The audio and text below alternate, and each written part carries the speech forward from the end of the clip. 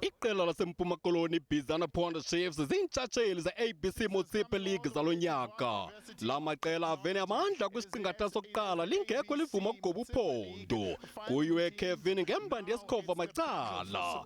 Kwisiqingatha sesibini iBizana Pondo Chiefs ibuye itakisa intlantsi, kodwa unozinti wePretoria Callies wabe enqanda amanzi angangena endlwini.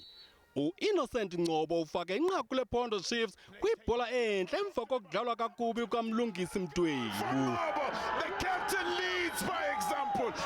iCallies ibuye ngamandla ekuzeni kuphela komdlalo, yalizwa ngenqaku likaNathemba kumzuzu wokugqibela wexesha likasompempe.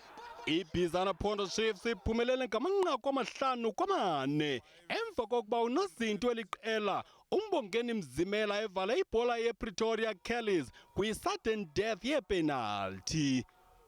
Amakhwenkwe asekhaya azuze umangumbo webhaso le-R1 million neyamkelwe ngusihlalo weliqela umnumzana Nkosinathi Mqokiyana, usodolophu waseMbizana unkosikazi Mafumbatha nomqeqeshi uTsepo Motsepe.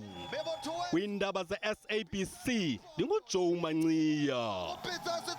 Pretoria Callies morago ga matsatsela ko a 1-1 ga mmogo le di-penalties be botho wetse go fela go ntse jalo.